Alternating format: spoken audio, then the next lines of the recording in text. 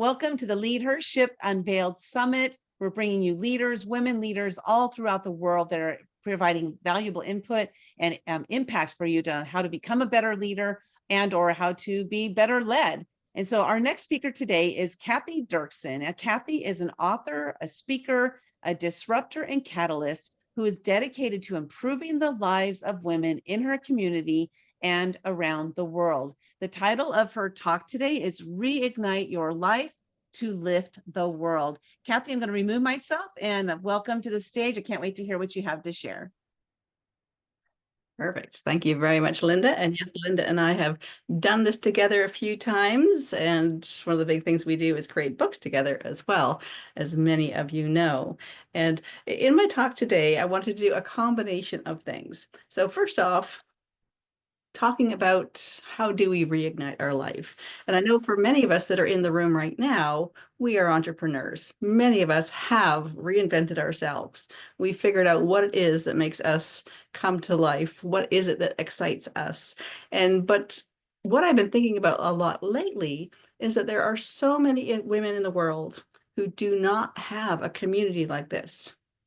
We have connected ourselves. We are immersed in groups like LeadHERship Global, whereas you stop and think about a lot of the women around you, and they don't have that. Many of them are just doing regular jobs and they're feeling stuck. They're not sure what to do.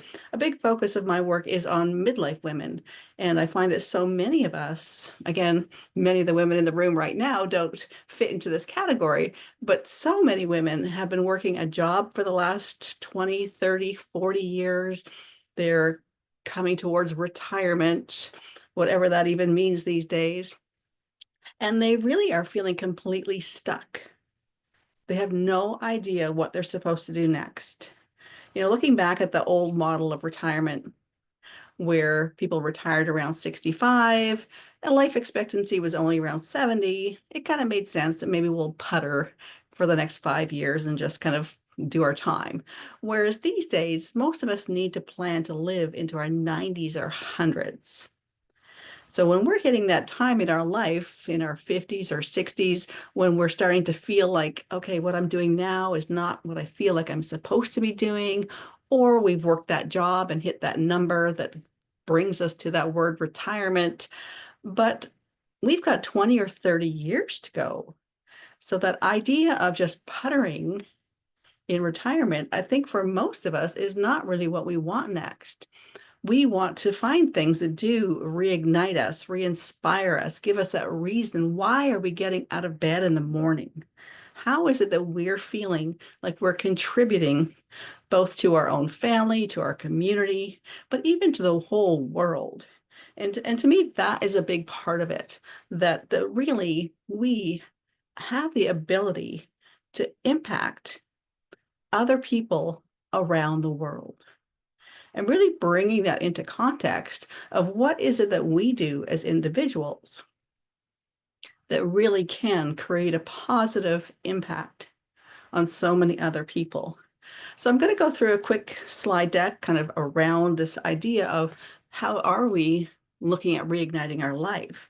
But then I'd also like to step into having more of a conversation about how is it that each of you individually are creating this change, positive shift in the world, both locally and possibly internationally?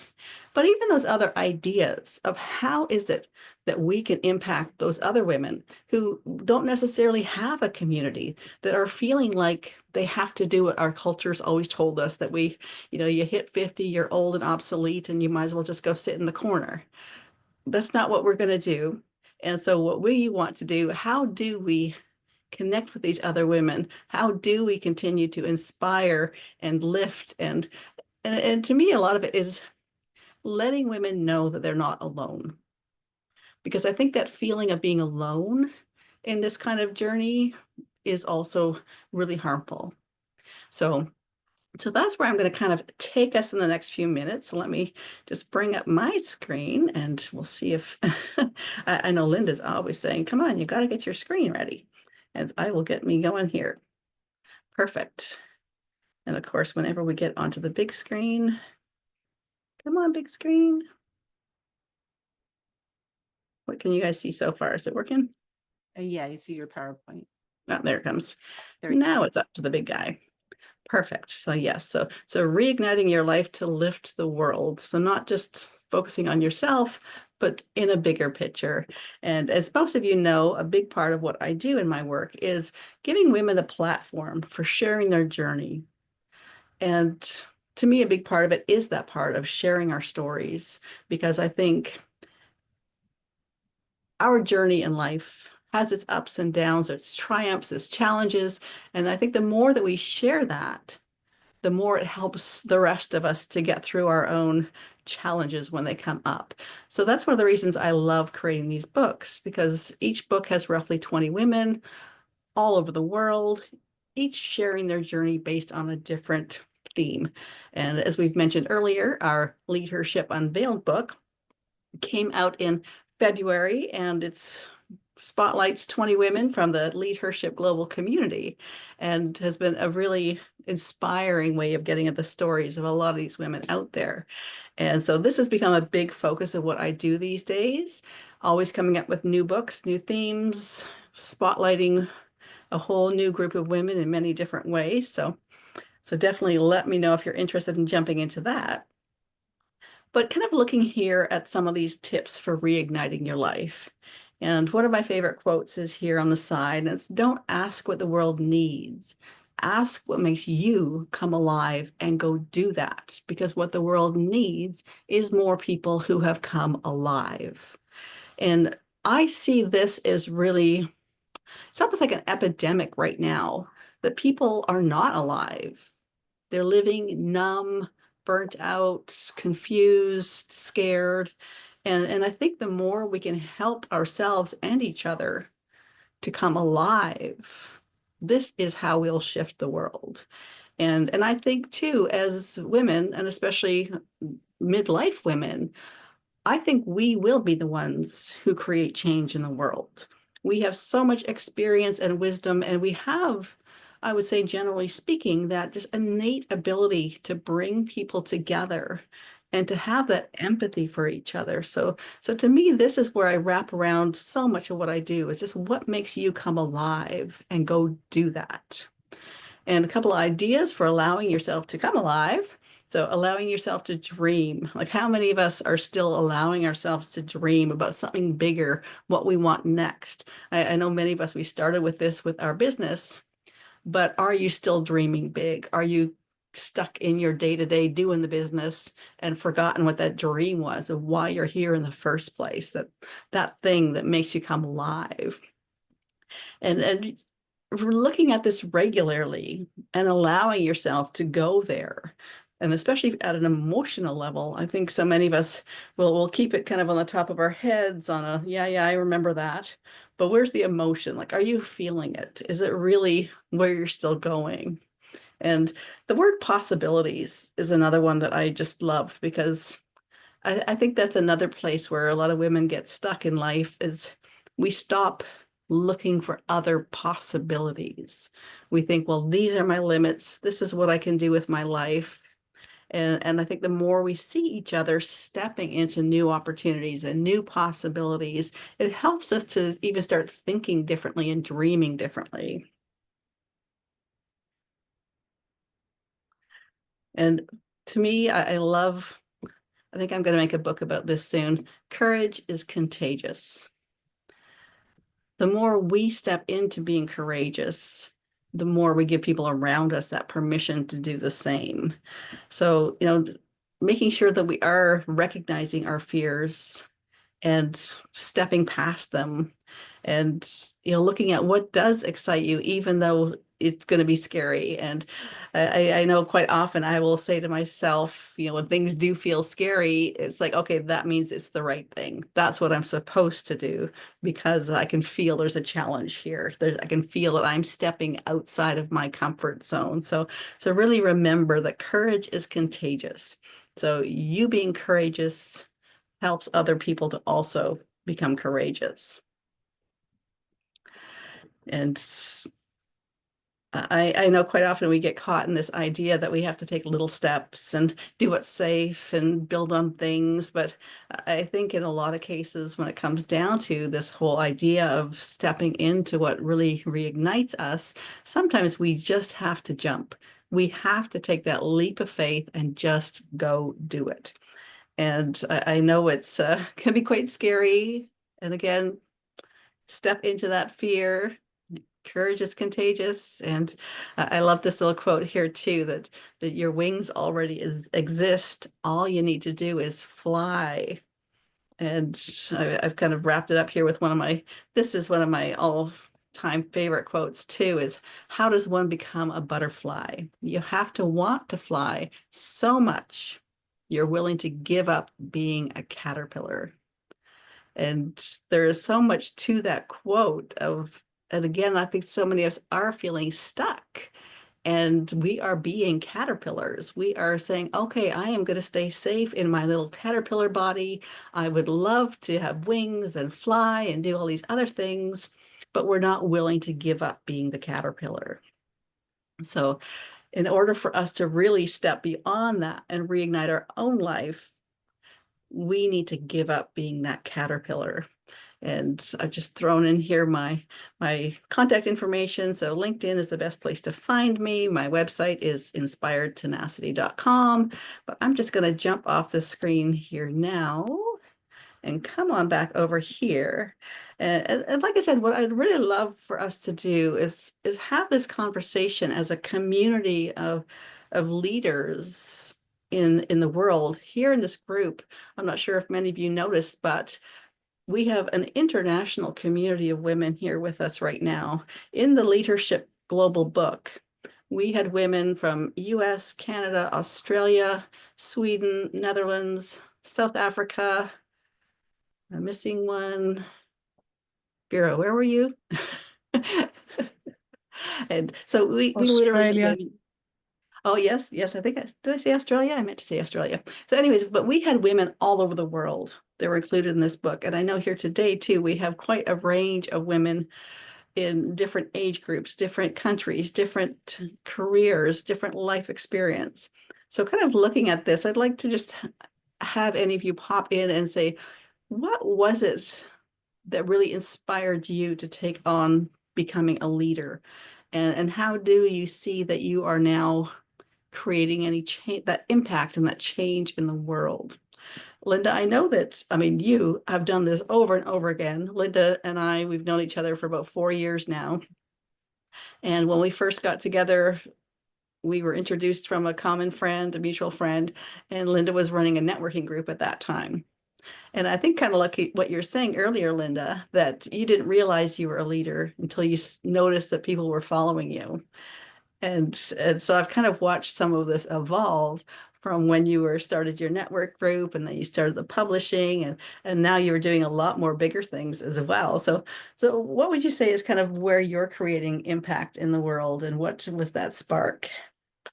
You know, it's interesting. That's an interesting question. The way you pose that is because where do I see myself leading? It's in various ways, and it's from leading a team to encouraging and motivating people to take action in their own lives. And this is one thing that it's really been important for me is, the name of my company is Action Takers Publishing for a reason, because nothing happens without action. And so once I actually named the company that because I was kind of an action taker, but I really was that person who was piddling. Like even before retirement, I'm sitting there piddling, just living my life, kind of robotic. And I noticed that people who took action were the ones who were successful. And I decided that I wanted to move into a different phase of my life and I wanted to become successful. And with that, I needed to surround myself with people who were action takers. And so naming the company Action Takers Publishing in my mind was like, I'm going to attract action takers. I will therefore become an action taker. And it's kind of like, it's cyclical what has been created from it. And all the things that I've done since that time, moving into that belief in myself, moving into those leadership roles, it's just like really helped me to become the person I was meant to be all along. And that I hid from that because there can be a lot of fear in, stepping up as a leader. there's people that are watching you. They're wanting to see what you do. And like, I give a great example. During the pandemic, when that first started, somebody reached out to me and said, you need to be out there on social media. You need to be telling people to be okay, that they're going to be okay. And I was like, why me? Like, who am I? Who's going to listen to me? Well, I didn't realize it's because I did have a following of people who would listen to me. And I just didn't see the value. Like, why would I do that? So it's kind of interesting. Leadership, it comes in so many different shapes and forms. And really, each of us, we can step into that leadership one step at a time. It could be a half a step. It doesn't have to be this huge leap. And that's what I'm still stepping into it. I have a long ways to go, but I'm taking the steps to make it happen. So that's a long way to answer your question. Perfect. I think Susan K. Younger, did you have something to say too? Yeah, let me pull up. Well, part of that will be what I'll talk about next. But it is also the sort of thing that, as Linda said, frequently we don't see ourselves as leaders, yet we know we have people that we have influenced in life. And it may be your family, it may be your children. And you need to really understand who you are in order to do that. And frequently we're the one who puts ourselves last instead of looking at how do we stand out for ourselves first in order to be the leader we want to be. And I think, it came up in what was the first speech of the day about believing in yourself enough to not make yourself feel that you're invisible because you just don't fit in. And everybody so far has done something that talks about either an authenticity, stepping into your power, all those various components of being a good leader and how you then share it with the world. Perfect. And did anyone else have any comments, or Linda? Yep.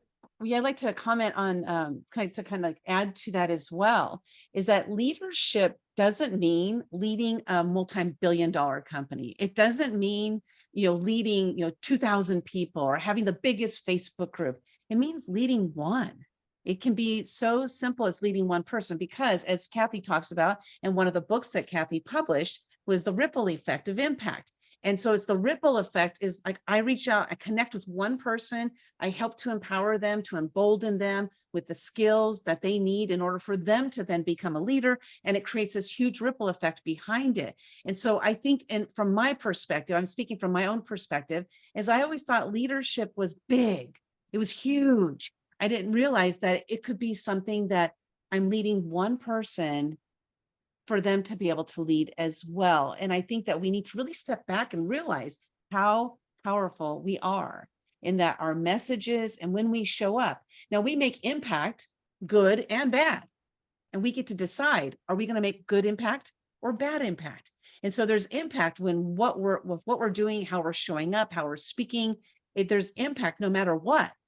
But how are we going to show up? Are we going to show up with that ability to empower people? Or are we going to show up with that ability to squash people? I don't know about you all, but I've had my fair share of being squashed. And just like Suzanne, the first speaker, spoke about, is that I'm not enough. And that was because somebody basically told her that they wanted her to do something that she didn't want to do. And see, what happened though is in her brain, she interpreted that as I'm not good enough. And then carrying that I'm not good enough around with us, it really squashes us. So how can we say, no, you're wrong. You are wrong. You don't have to say it to them, but in your mind, no, they're wrong. I am good enough, and I'm going to do what I want to do so that I can live the life I want to live, as that quote that Cathy stated at the beginning, live the life that you're meant to live, or something. I kind of shortened that. Forget that quote. Do what makes you come alive. Yeah, do what makes you come alive, right? And be the leader that you're meant to be. So yes, Susan. And one of the things I put in chat is peer-to-peer leadership. When you think about it, it can be you and somebody else locking arms that the rest of the group goes, oh yeah, they've got a great idea. And you may be in a situation where the person that's in a position of power is not somebody that anyone trusts. They feel that they have not been supported by that person, but they trust the people around them. And it's that trust that creates the leadership on that peer level that allows people to sometimes move an idea forward and engage the entire group to understand where things need to change.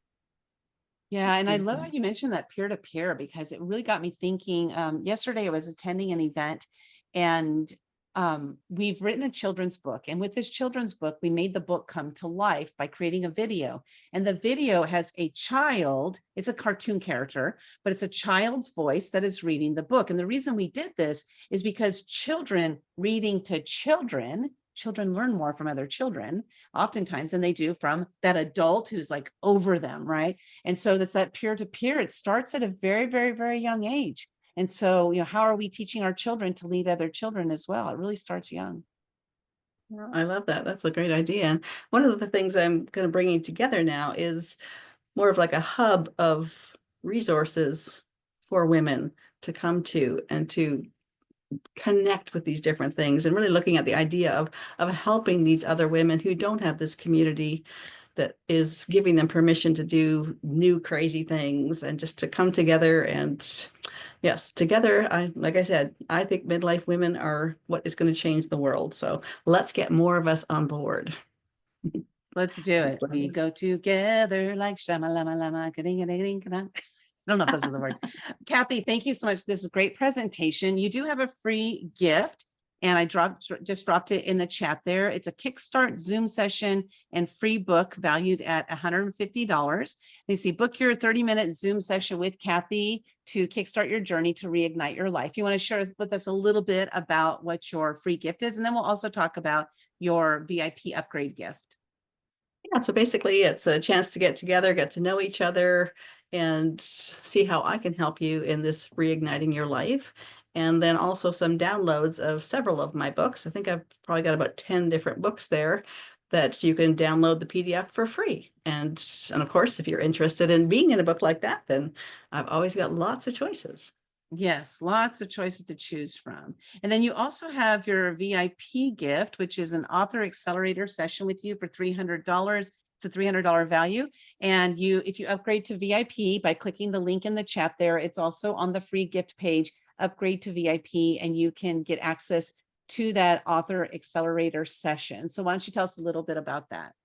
Yeah. So they say that 92% of us have a dream of becoming a published author, but only about 5% ever do. So really that is, to get together and really chat about what are your dreams as an author? How do we get you into that situation? How do we get those pieces put together that you'll need, whether it's a solo book, whether it's a multi-author book, and really create that dream come true of your book. Awesome. Thank you so much, Cathy, for bringing these ladies to us. And, the book LeadHERship Unveiled, you can get your copy of that by going to actiontakerspublishing.com/unveiled. I'll drop the link in there in just a minute as well.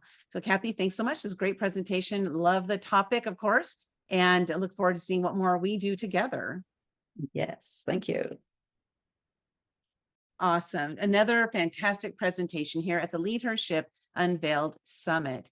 So thanks everybody for being here.